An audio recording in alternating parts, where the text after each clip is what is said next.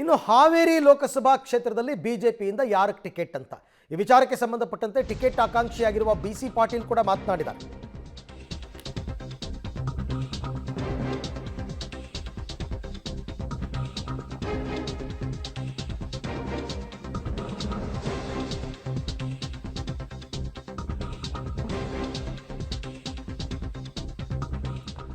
ಬಿಜೆಪಿಯಲ್ಲಿ ಹಾವೇರಿ ಟಿಕೆಟ್ ಯಾರಿಗೆ ಅಂತ ಈಶ್ವರಪ್ಪನವ್ರ ಮಗ ಕಾಂತೇಶ್ಗೆ ಟಿಕೆಟ್ ಓಡಾಡ್ತಾ ಇದ್ದಾರೆ. ಅವ್ರ ವಿರುದ್ಧ ಈಗ ಬಿಸಿ ಪಾಟೀಲ್ ಪರೋಕ್ಷವಾಗಿ ಕಿಡಿಕಾರಿದ್ದಾರೆ.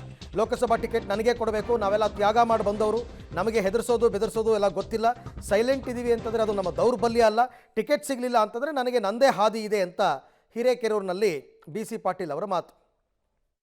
ನನ್ನ ಅಭಿಪ್ರಾಯ ನನಗೆ ಟಿಕೆಟ್ ಕೊಡಬೇಕು, ನನಗೆ ಟಿಕೆಟ್ ಕೊಡಬೇಕು. ನಾವು ಭಾರತೀಯ ಜನತಾ ಪಕ್ಷದ ಸಲುವಾಗಿ ಶಾಸಕ ಸ್ಥಾನಕ್ಕೆ ರಾಜೀನಾಮೆಯನ್ನು ಕೊಟ್ಟು ಬಂದು 4 ವರ್ಷಗಳ ಕಾಲ ಭಾರತೀಯ ಜನತಾ ಪಕ್ಷ ಆಡಳಿತ ಮಾಡಲಿಕ್ಕೆ ನಾವು ತ್ಯಾಗ ಮಾಡಿ ಬಂದಂಥವ್ರು. ಇವತ್ತು ಮನೇಲಿ ಕೂತ್ಕೊಂಡಿದ್ದೀವಿ.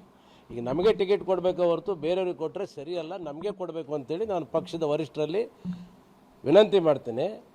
ಮತ್ತು ನಮಗೆ ಹೆದರ್ಸೋದು ಬೆದರ್ಸೋದು ಗೊತ್ತಿಲ್ಲ, ಹಾಗಂತ ನಾವು ಸೈಲೆಂಟಾಗಿ ನಾವು ಕೇಳಿದ್ದೀವಿ ಕೊಟ್ಟರೆ ನಿಲ್ತೀವಿ ಅಂತ ಹೇಳ್ಕೊಂಡು ಹೋಗುತ್ತೀವಿ ಅಂತ ಏನು ಹೇಳ್ತಾ ಇದ್ದೀವಿ, ಅದು ನಮ್ಮ ದೌರ್ಬಲ್ಯ ಅಂತ ಭಾವಿಸಬಾರ್ದು.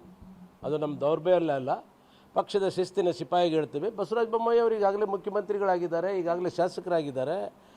ಈಗ ನಾನು ಈಗ ಈ ಬಾರಿ ಸೋತಿದ್ದೇನೆ, ಹಾಗಾಗಿ ನನಗೆ ಕೊಡಬೇಕು. ನಾನು ಹಾವೇರಿ ಮತ್ತು ಗದಗ 2 ಜಿಲ್ಲೆಯಲ್ಲಿ ಉಸ್ತುವಾರಿಯಾಗಿ ಕೆಲಸ ಮಾಡಿದ್ದೀವಿ. ಹಾವೇರಿಯಲ್ಲಿ 5 ಸೀಟ್ಗಳು 5 ಕ್ಷೇತ್ರಗಳು ಬರ್ತಾ ಇದ್ದಾವೆ, ಹಾಗಾಗಿ ನನಗೆ ಕೊಡಬೇಕು ಅನ್ನೋದು ನನ್ನ ವಾದ ಮತ್ತು ಮಂಡನೆ. ಬಿಡುಗಡೆ ಆಗೋ ತನಕ, ಲಿಸ್ಟ್ ಅನೌನ್ಸ್ ಆಗೋ ತನಕ ಎಲ್ಲರೂ ಈ ಮಾತುಗಳನ್ನು ಆಡ್ತಾರೆ.